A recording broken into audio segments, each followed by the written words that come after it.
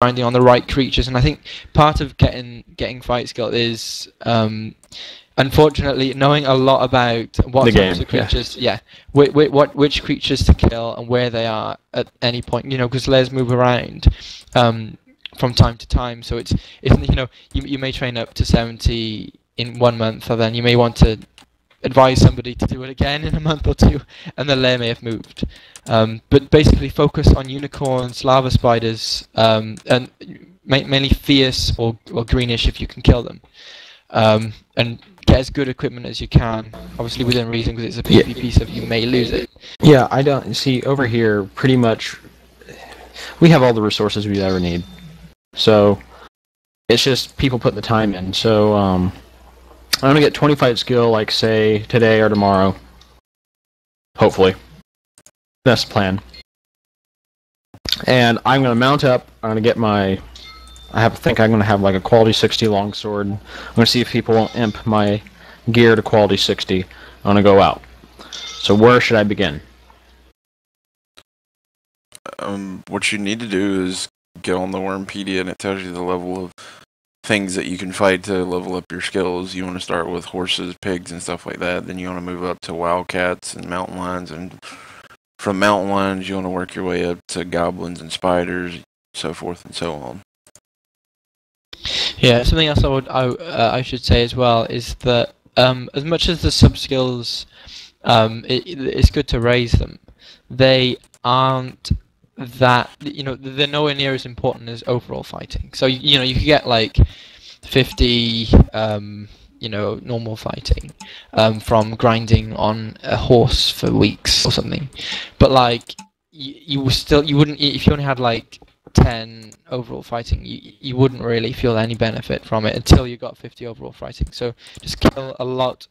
You should be able to at 20 fighting. You should be able to kill huge spiders without too much problem, which they should be pretty good for your skill. Yeah. But they may hurt, so make sure you've got cotton and stuff. Yeah, we have cotton healing covers and full helm so that they don't bite your face off like they did heal. Screw you. He got one-shotted by a spider. I'm the frickin' test dummy. I've already advertised Wurm with my videos, Ladeli. I've already done that. That's pretty much the whole point of the whole challenge, is to get more publicity around it. I also have a lot of videos on my YouTube about the game and stuff like that. I just gotta look at the technical section. Client bugs. Yeah, I would like to be useful in PvP. That's kind of what I want to do. Be useful in PvP, obviously, and then find a skill for me to do.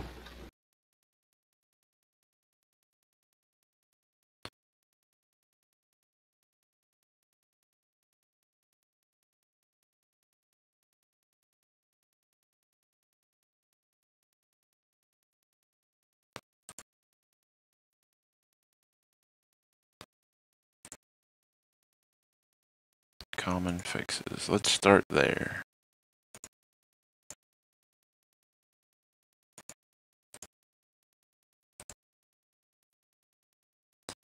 Yeah.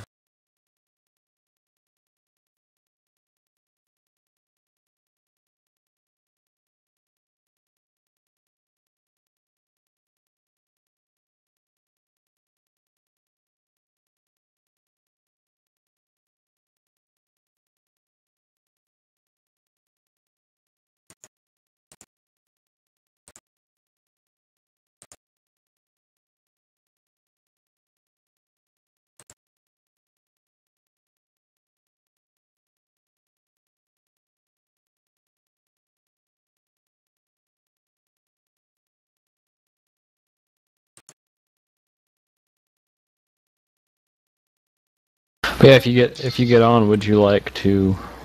Yes. Yep. Okay. Yeah, I've gotta fix something.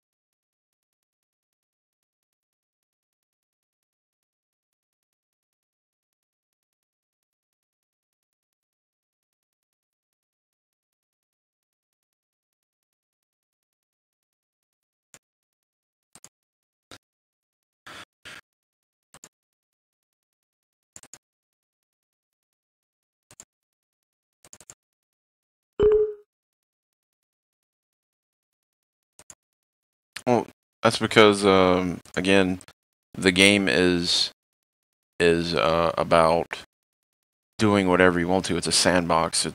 It's made to where you can do whatever you want, whatever you wish. You got to be creative. It's one of the things I think that can sometimes strangely work against sandboxes is that you can do whatever you want. But the thing is, because I think so many, in fact, well, virtually all games right now have a set path. Yeah, like, hold your hand. It's so it's if you don't, it's a bit like I imagine leaving home for the first time, and like, what do I do? How do I iron my own clothes? Oh yeah, that's how I felt when I first played the game. I was just like, what the fuck do I do?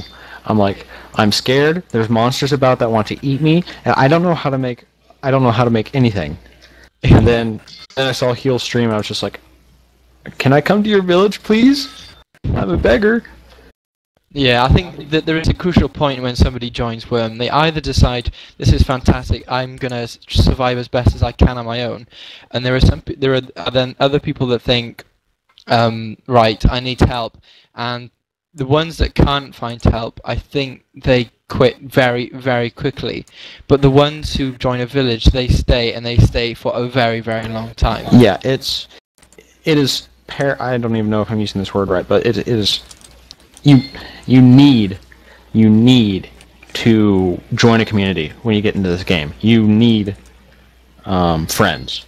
You need it. Unless you're a master at this game, you need friends. I could use some friends right now. Has anybody left pelt in the cave? Yeah, all those boxes on the ground. I can't open them. They're named, mate. No names? It's got to be the person that's named that opens it. Just rename it. Just pick it up and rename it to you. I don't think you can do that, mate. Yeah, you can. That's why I let the names off.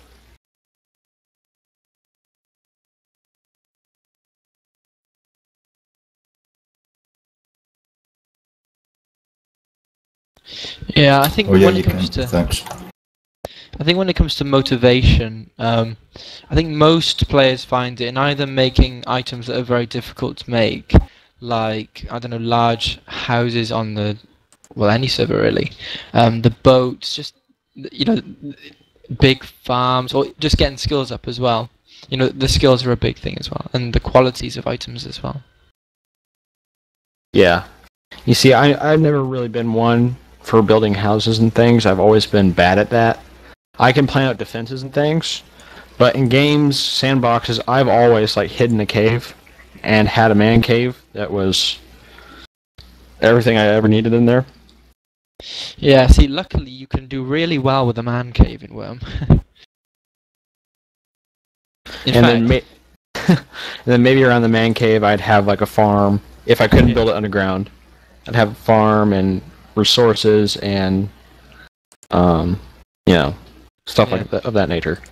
It's kind of funny because on the PvP servers, these man caves, I think there are a lot more of them than people realize. First of all, and also they are much safer than undeeded, little houses.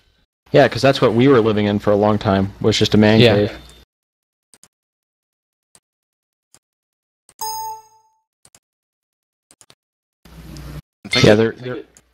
I think I figured out the issue, Washu. I've told it to keep temporary files, but I guess it didn't apply it or something. I think that's what my issue is. I see. So maybe that'll work now. Because I think when I dumped the cache, I accidentally unchecked the keep temporary files, and maybe that was the issue. Yep, there it goes. Now it's downloading everything. Jesus. Well, if that problem occurs, I can tell people what's wrong with it.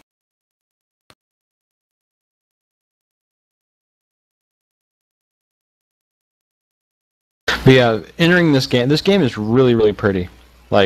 Looking over the landscapes. The only thing I wish it was more optimized, so I suppose lower end systems could have higher frame rates whenever they need them. But this game, it's like walking into a new world, and you're just like, wow, whole new world, and it's really immersive. Yeah. Yeah, that's the one thing that you can't say bad about Worm is immersion. Immersion is a big factor in the game, and that's. But the biggest thing is yes, because it's a sandbox, there is no goals. You can make your own personal goals, and that's why there's communities and stuff like that. Yeah, it's really nice that there is no good versus evil, and that you're the hero and you must save the world. Instead, you're just like, oh, I'm a person, I'm going to determine my own destiny. I like that a lot. And it's not only just determining your own destiny, because the great thing about Wurm and the fact that it is a multiplayer game is that you can Determine the destiny of you can determine the destiny of an entire kingdom of people, and that may not be your kingdom of people, that may be another kingdom, by the actions that you take to, you know, strategy and you know, grand strategy on the PvP servers. Not as much at the moment because I think the population has picked up a little bit, but there have been times, especially on the old PvP server. It's currently called Chaos, I think. You know what it is. When that was full PvP and everything with kingdoms, a bit like Elevation is.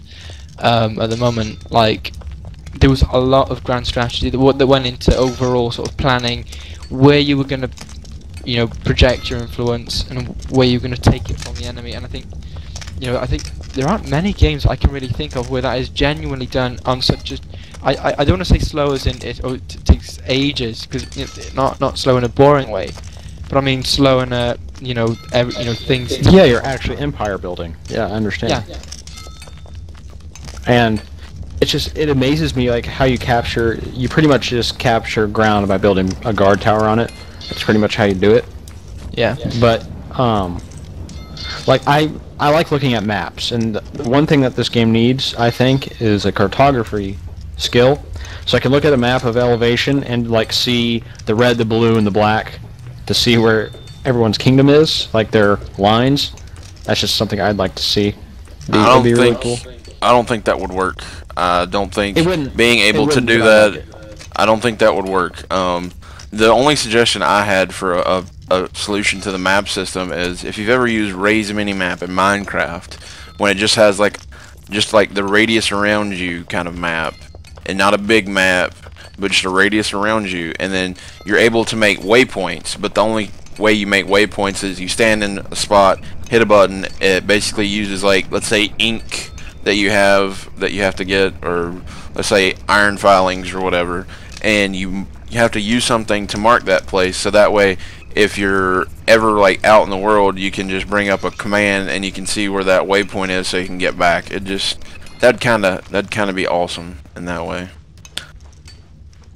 But it'd also take away from having to learn, you know, God, I can't think of the word for it now, but you'd have to learn where you are. Landmarks. You know, you see a landmark and there's that mountain there, or on the Elevation server, like, you're particularly lucky because you've got the black light and the white light to really guide you on your way. But yeah, on the others as well. That's why I'm saying that I would like to be able to have a map that you could actually open up in game. It's an item, and that you read it, and that you can go around, and instead of it automatically recording, you'd have to record it, and you have a failure rate. You can make it wrong by accident, and they'd have to be updated periodically by going through and remapping places.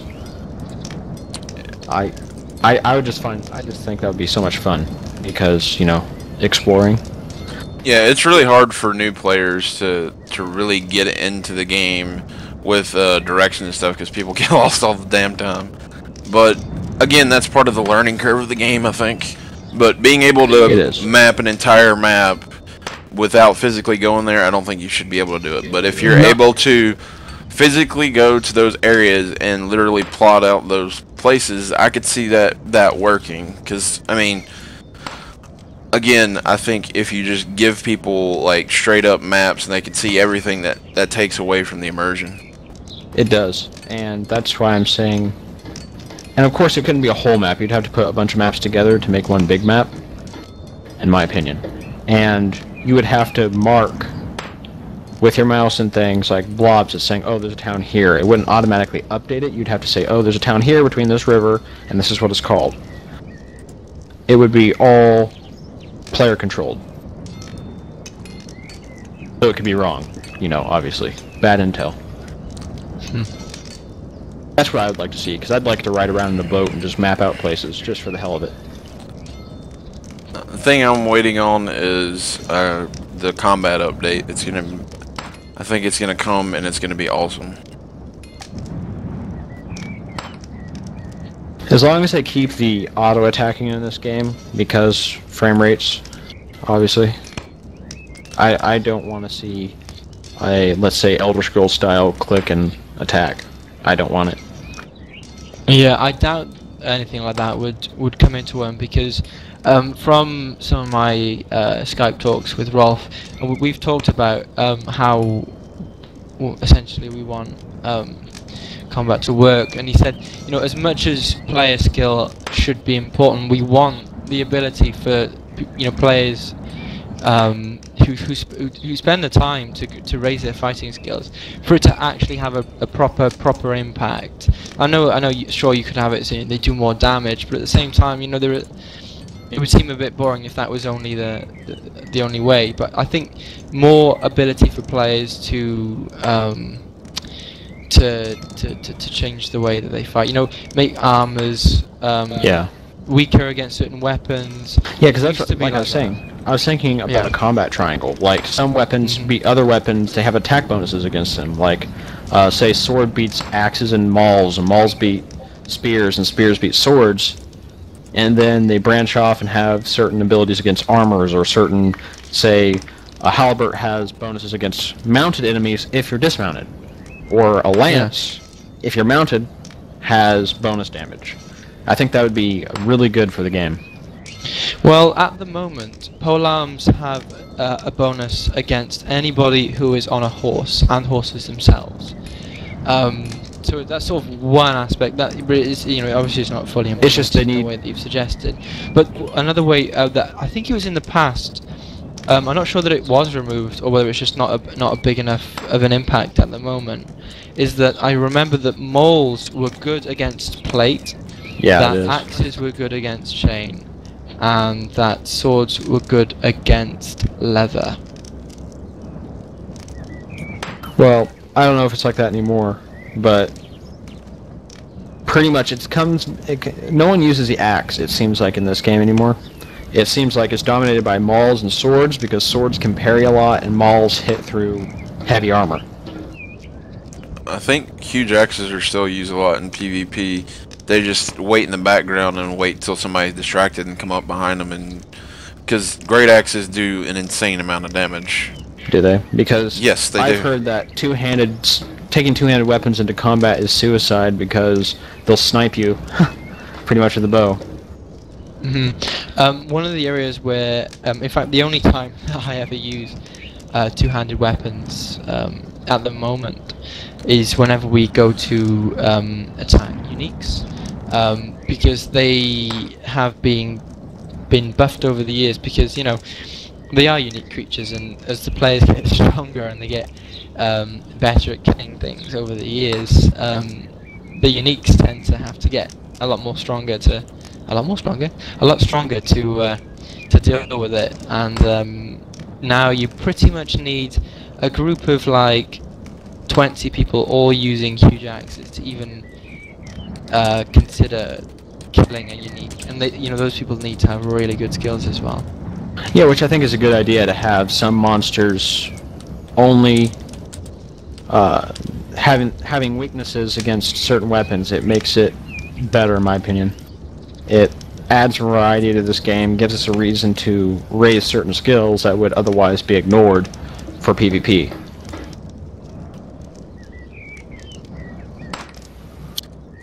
Yeah, I think another use of two-handers as well is when defending. Like, I know raids don't happen every day, not even every week actually. But I think when the server is a lot busier, there will be a lot more in the way of raiding. But like, you know, if you can sit in the walls of your castle and sort of stab people, well, hit the people with the axe as soon as they get near the doors, can be quite fun if you back away before the archers get you. Yeah, exactly. And there's a lot to be said with collision, because you can set up tank walls on your defensive walls, like at the doors, so even if they do break the door down, they've got to get through a sea of people to try to get behind you, you know? People can't just run through you in this game. That's another thing that I like. Yeah. When you're engaged in combat with them. Yeah, there's collision with people of enemy factions. I like that. Yeah, and that's... Is it now? Sorry, I didn't know that. Whenever I've been fighting, like, let's say, Corvin, me and Corvin were fighting whenever we first got in, because I was just being a twat and messing with him. I couldn't literally pass through his body clipping when I was engaged in combat with him, but I would assume it would be the same way in PvP, but again, I'm not sure. But maybe that's something Rolf could look into, is adding collision detection when combat's initiated. It would be nice for bottlenecking. It'd be really nice for bottlenecking. Be able to do that. Which stance should I be in when I'm attacking the practice? I mean, normal? Normal. Defensive? Normal. Normal, yeah. You just rock normal. But yeah, I'm gonna level my fighting to 14, and then if you want to get a horse, see if we can get our armor amped real fast. I think we'll be fine. I'm not taking out my best set of gear when we're out hunting in case we get killed. Even if we do get killed, I mean, it's not like the other server where Epic isn't there to get us stuff. Like, all we have to do is ask here. Yeah. But yeah. So, is there anything that you wanted to talk about that may be upcoming that hasn't been said yet, that's just like a little sneak preview that you're allowed to say something about?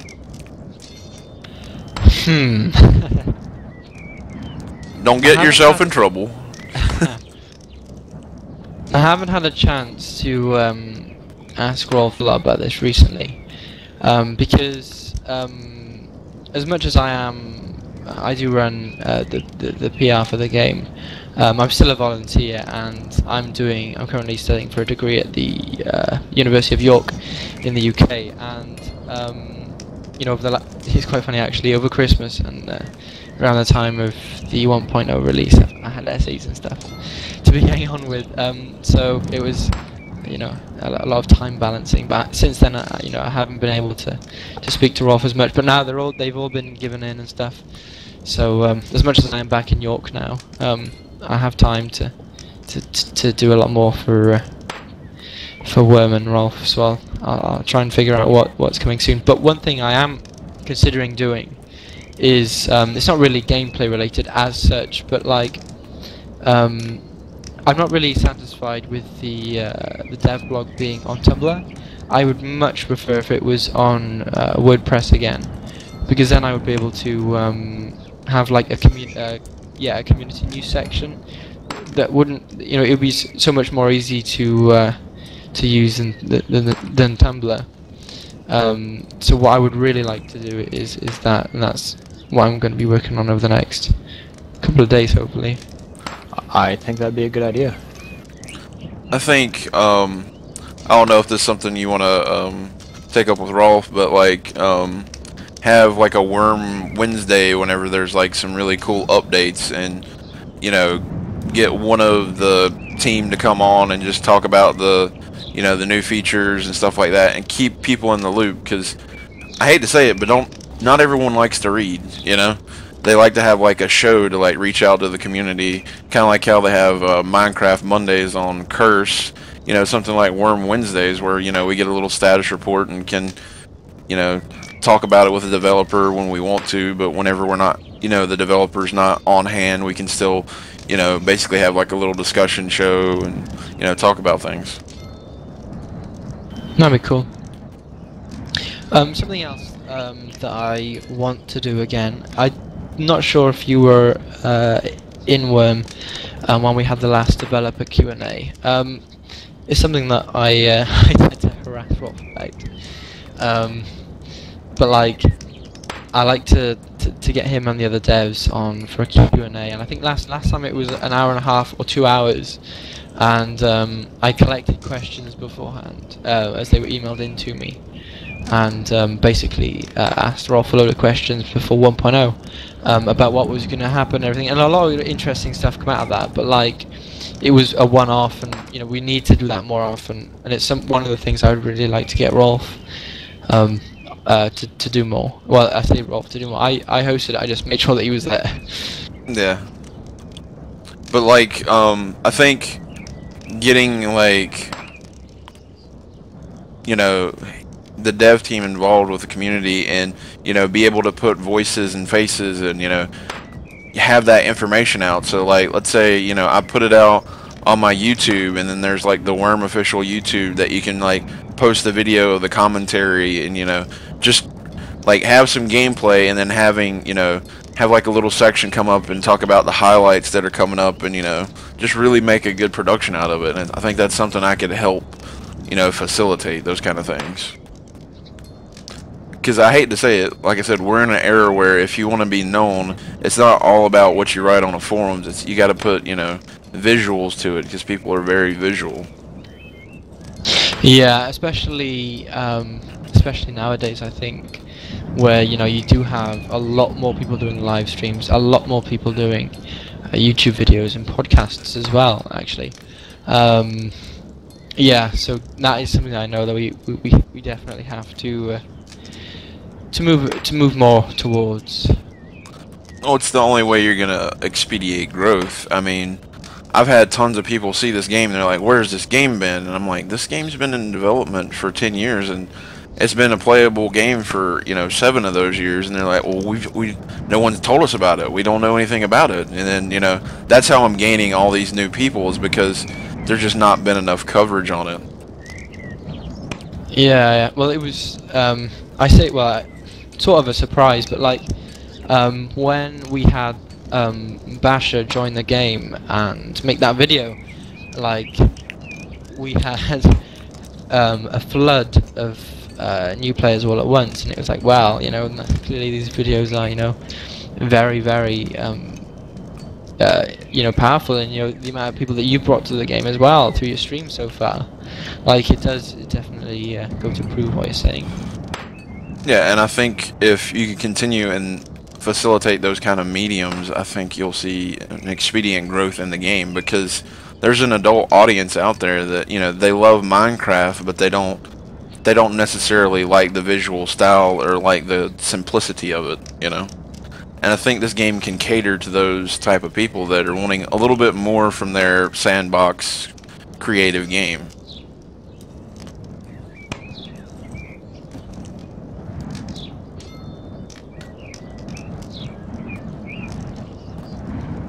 But yeah, I think the biggest thing that will help push this game forward, and hopefully Rolf will one day address, is the inventory system. Oh Lord, hopefully one day he'll improve I it. would love to have a right-click equip function, please. Not just that. I'm talking like a total revamp of the actual system, to where it's like a visual thing, instead of it just being texts and body and stuff like that. Have a visual representation, like a paper doll kind of thing. I'm just talking about just for equipping items and stuff like that. Everything else is fine, but like just a visual representation of your character on a character sheet would really go a long way in this game, I think. But again, these are just my opinions, and just something that, you know, I would think help facilitate not really a next generation, but a full-fledged, fully filled out game, in my opinion. But again, I know about the wishing wells, and we'll have to do stuff like that to get some things looked at more, so he can continue his work, because I know he's got tons of stuff probably coming up in the future, and we'll just have to wait and see what happens. Yep, I think one of the things with Wurm, you know, as much as we have, you know, we've released now, one of the things with Wurm is that, you know, because Wurm is developed by Code Club AB, and it's, you know, clearly an indie project, that things do happen slower, and you know, it's not as it may not be as smooth as you get from a big publisher, but I think like once once that's been sort of gotten over, then it's good.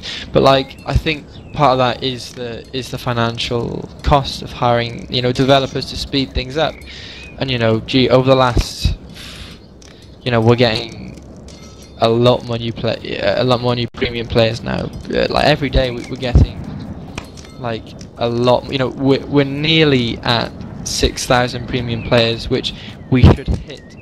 I think Tuesday or Wednesday or before, which is going to be nice, because that will nearly be doubled what we were after we hit 1.0.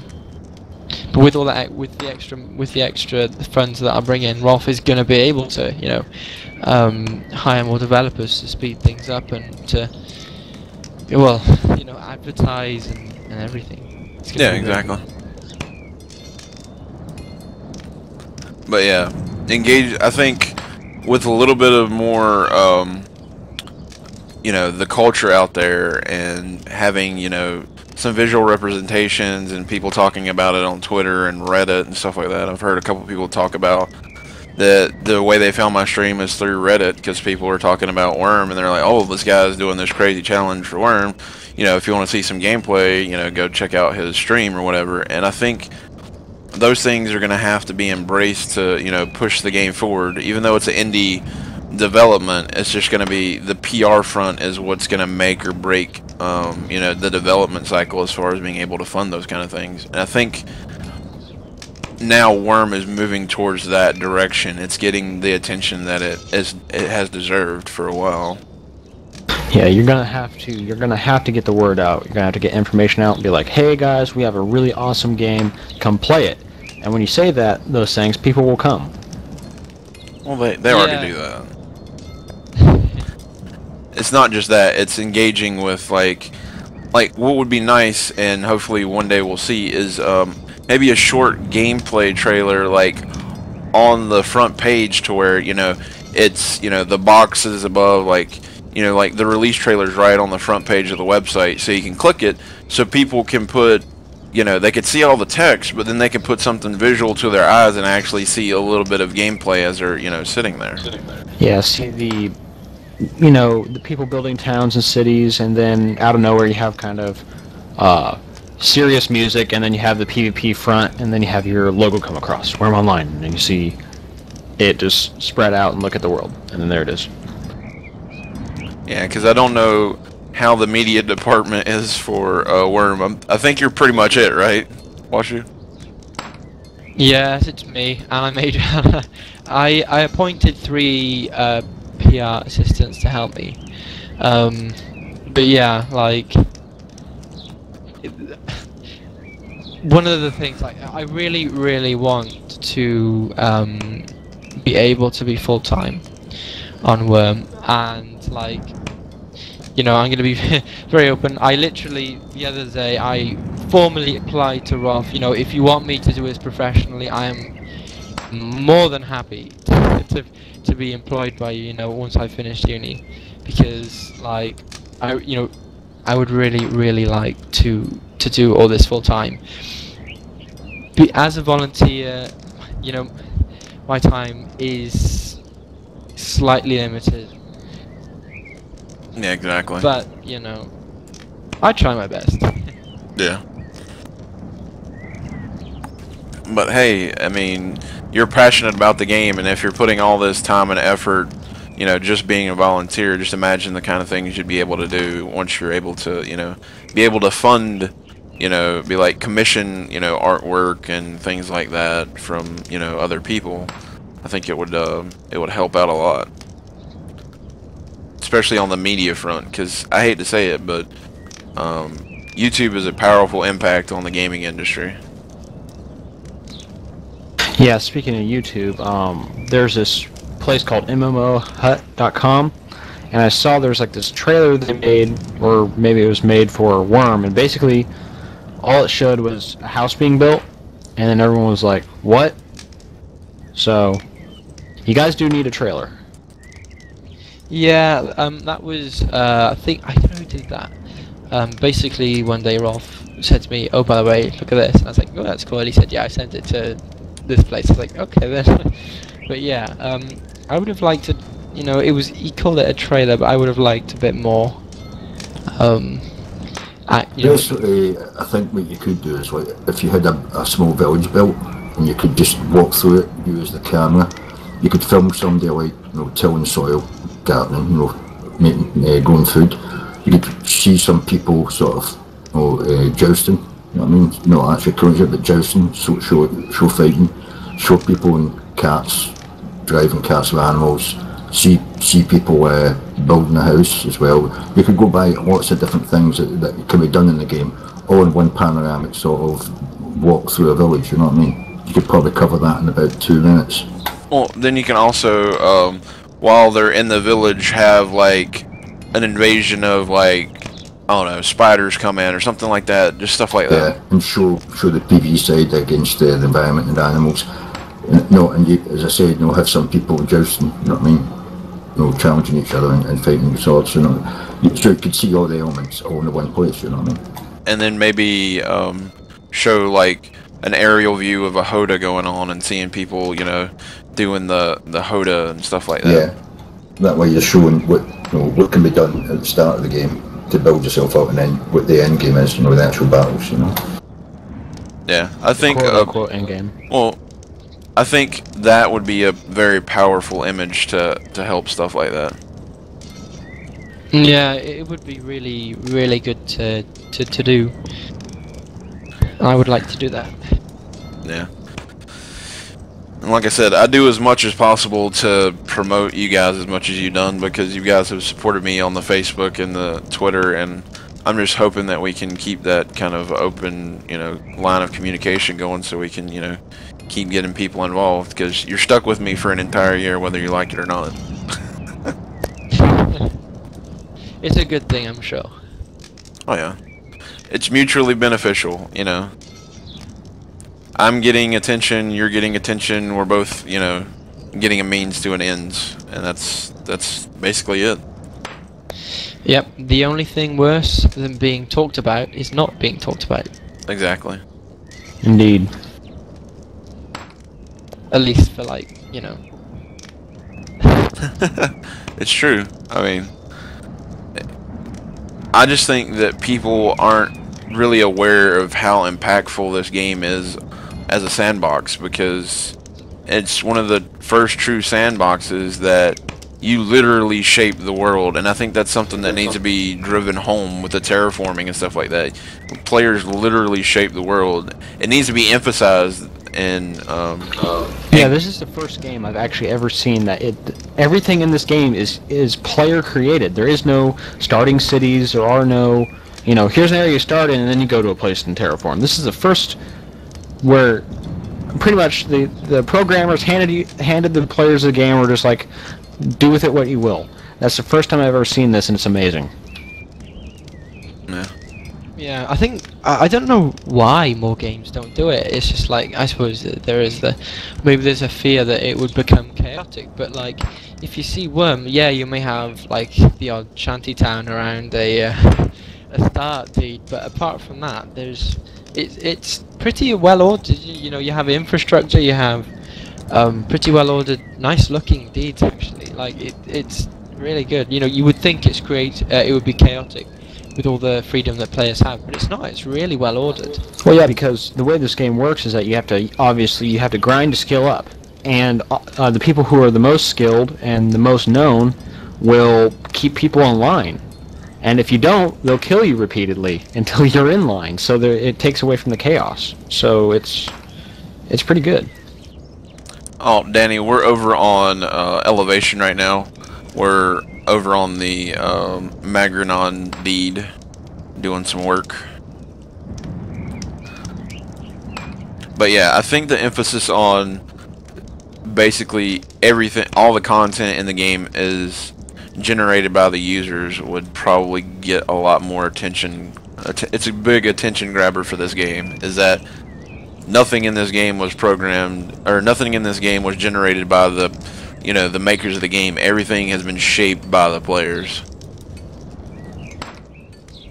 we're on Elevation. It's the, you know, I guess you could call it the main hub of PvP for the Epic cluster. Yes.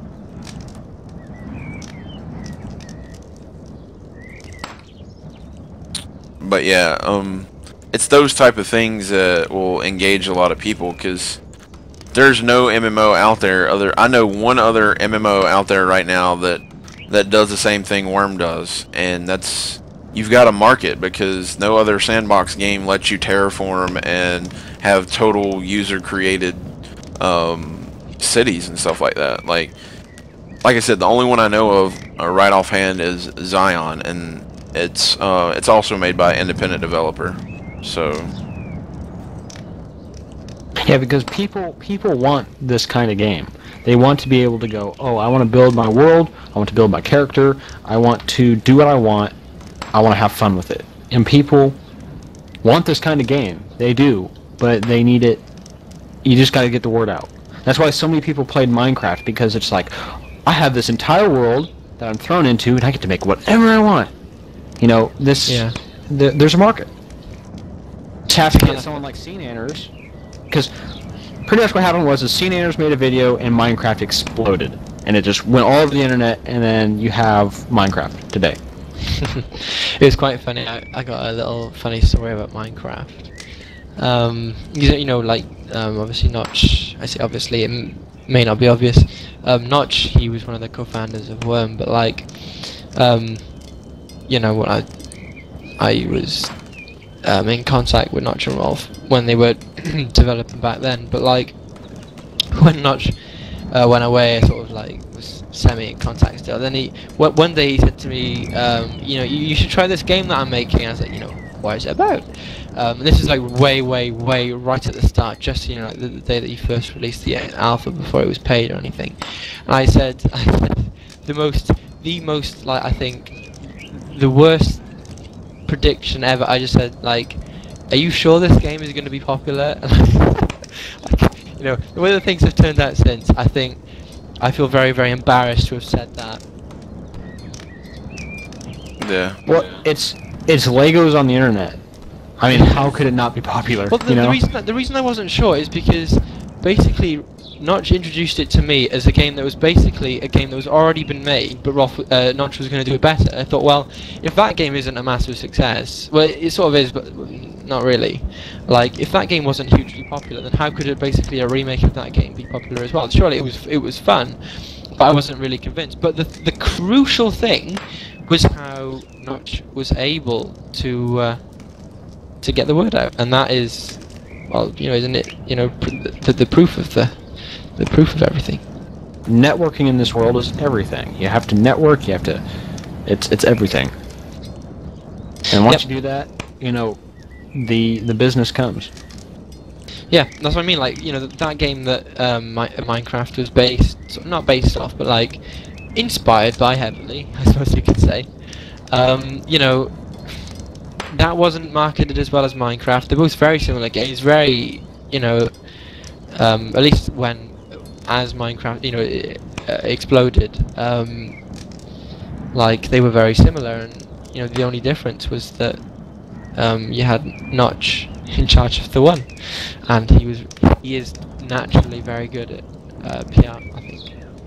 Yeah, and I think the biggest thing with Minecraft, it borrowed a lot from Wurm, and it also borrowed a lot from Infominer, and then it also borrowed a lot from, you know, that particular sector of the game. He just found a way to simplify it and make it to where it had a broad spectrum appeal, and I think that's what it was. Yeah. Yeah, Minecraft was very visual in the way it did everything. There was no really any text. It was visual, and people like that a lot.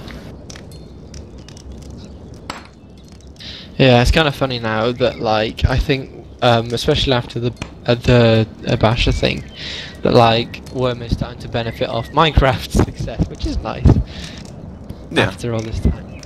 Yeah, because believe it or not, I used to play something called Terraformercraft, which was basically a total conversion from Minecraft that pretty much made it Wurm. I mean, almost an exact duplicate of Wurm with some changes.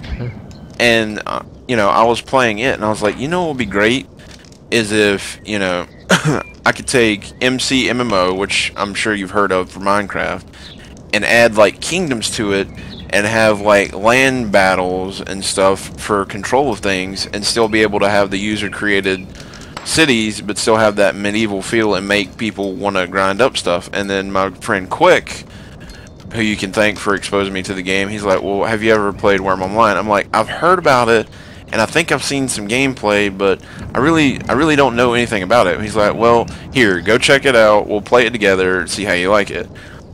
And, after the first, 34-hour session straight of playing the game, I was like, this game's amazing. It's everything anybody wanted in a sandbox game, and I'm like, it parallels Ultima Online so well that's another reason I liked it. I'm like, it's my 3D version of Ultima Online, because in that game, there was some, the creators had some generated content, but for the most part, aside from that, it was all user created content. So yeah, one of the big inspirations for Wurm from Notch and Rolf was Ultima Online, and Eve as well, actually. Oh yeah, you can definitely see the iterations of Eve as far as like the leveling curve for skills and stuff like that.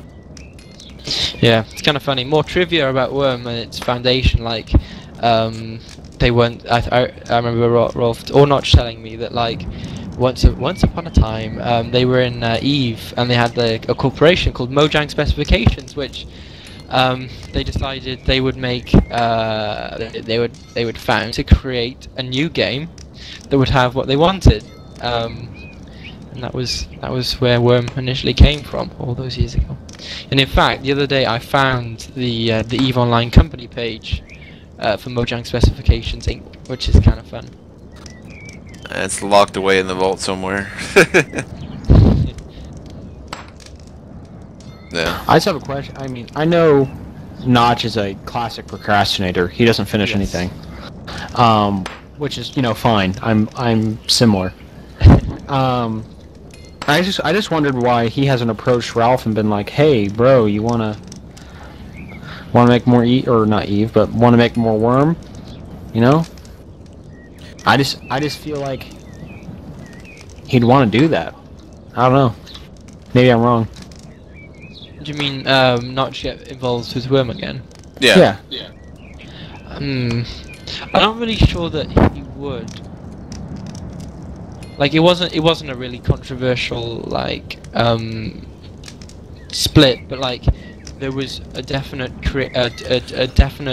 difference in creative direction between Rolf and Notch.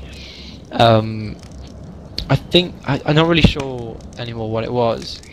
But yeah, Notch wanted it to go one way, Rolf wanted it to go another, and at the time, Wurm could only, fund one of them essentially to work on it, so they decided that Notch would have Mojang and make his own game, and that Rolf would keep Wurm, but he would create his own company, which was originally 123 AB, which now is Code Club AB.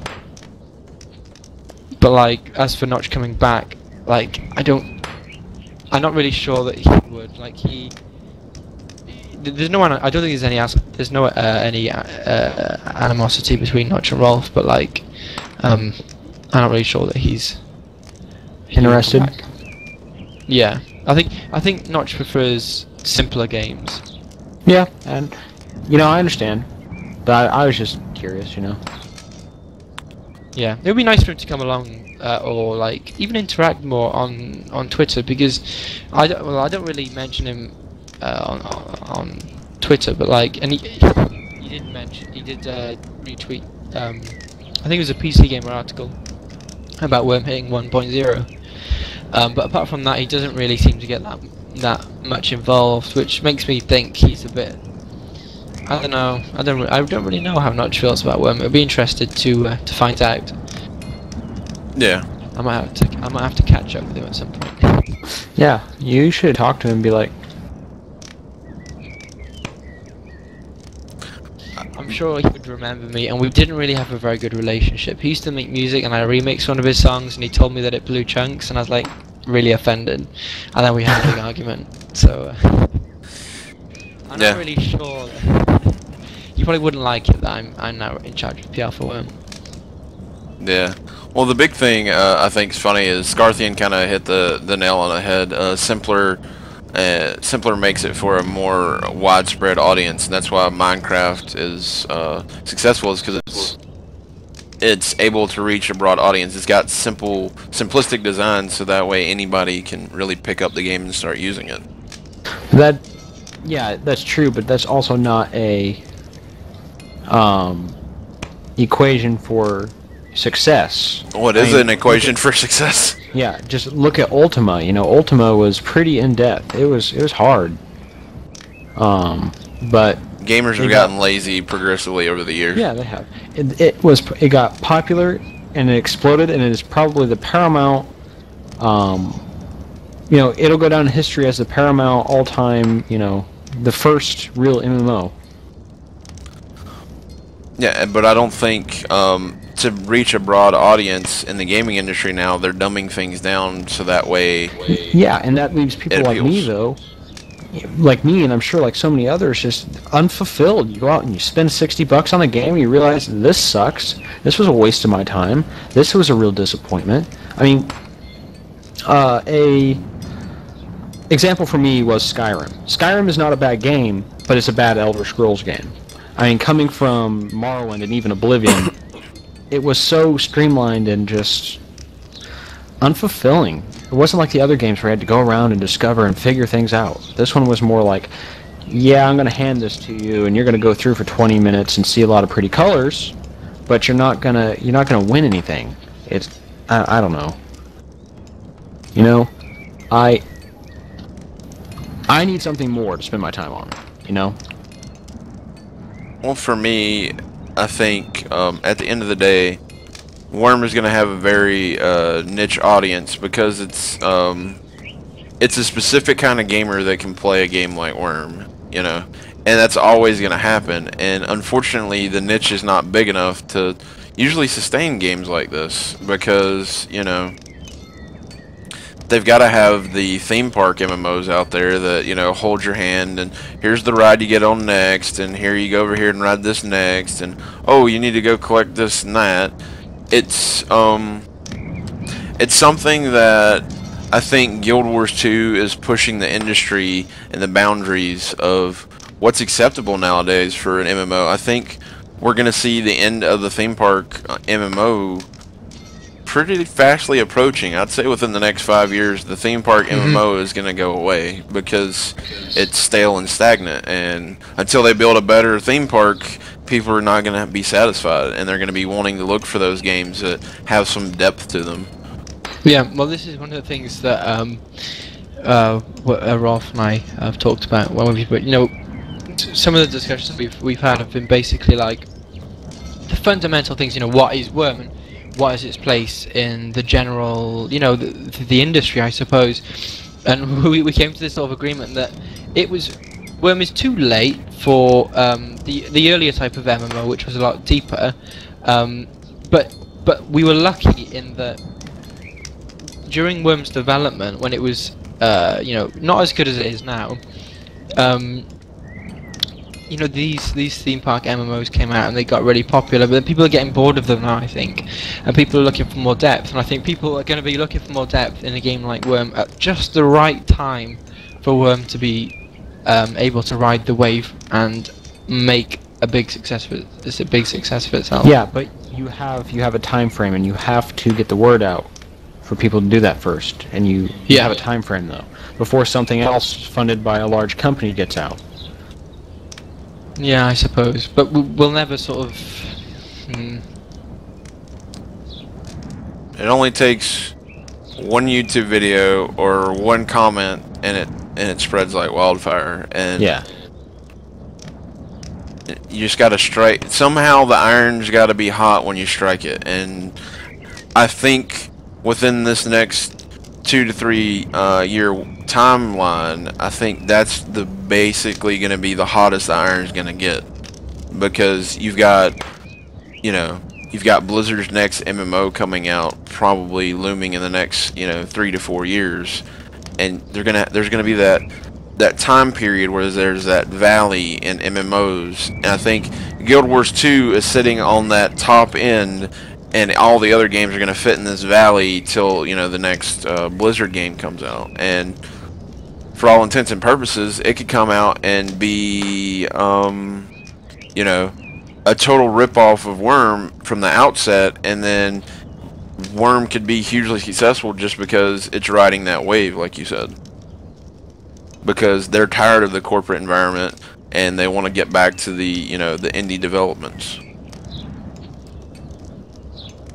Yeah. Well, one of the really interesting lines that is sort of I think we're gonna have to tread as well, I suppose, as a sort of company. Not that I'm not involved with the company at the moment, but like I imagine one of the big things that is gonna have to there's gonna be that decision. Obviously, an indie developer can be professional, but like the more that things are streamlined and we get better finances, then the less Code Club is going to look like an indie developer, which is going to be a bit sad when that happens. But you can always. Mojang has proved that you can, if you have a community, you can sustain off that community. That you don't have to go to publishers, you don't have to go to a middleman, like everyone has done and everyone's tired of. Like there is among gamers people who are tired of Activision, people who are tired of EA just making these bad decisions and making disappointments over and over again. I believe that indie development is the future if you just do it right. There has to be this trust and you can do it. It just takes work. Well, the biggest thing for me is when a company gets involved, a big publisher gets involved, it takes away from the original concept and idea of the game just to generate revenue for revenue's sake. Yeah. Instead of keeping true to the vision. Like, I'm sure Rolf has this grand vision for the game, and if he got bought out by, let's say, Activision to basically, take the game and then streamline it and add social media and like fucking tic-tac-toe and Zanga and all kinds of crap slapped onto his game, it would defeat the whole feeling of what Wurm is, and that's why I think indie developers are going to be the wave of the future for the next couple years, because big corporations have lost the sense of what the true essence of the game is for sake of money grubbing. They have lost their vision. They have lost what gaming is supposed to be. It's supposed to be fun. And making money is great, but if the game is not fun, you've just made a piece of crap, that people will forget. People won't go, oh yeah, I remember that game, it was epic, I spent all kinds of hours on it, and I look back upon this, and it's a good memory. Well, the thing for me is, I'm sure Washu, you've watched cinema. You remember the time period when cinema hit its plateau, and then it went through this valley of nothing but blockbusters and just crap movies. Finally, after 10 years of being in the lulls, I think the movie industry is trying to get out of the streamline, and I've seen more independent films winning more awards than actual, big production companies, because, again, people were going for those cheap, fast things instead of being able to, have substance in their TV and movies. I think the independent developers are going to be the same way. It's going to be a while before I think the blockbusters will come back and really do things. Yeah. But again, it's just going to be all about time, and that's the biggest thing. The factor is time, and there's going to be that time when Wurm's going to hit its peak, and I'm sure Rolf will know when, this is as good as it's going to get as far as, like, attention to it, and then, he'll one day realize, well, maybe we should, move on to another project, Yeah, and, one of the things that Rolf never wanted to do was to stay with just the one project. Like he does intend to create other projects in the future, but that is a long way off. For now, Wurm is very much the thing. Well, it's because he's since 1.0, now he's garnering more attention, so that's gonna feed him and be like, oh, maybe people do really care about this game. I still need to work really hard on it, and that's what's gonna happen.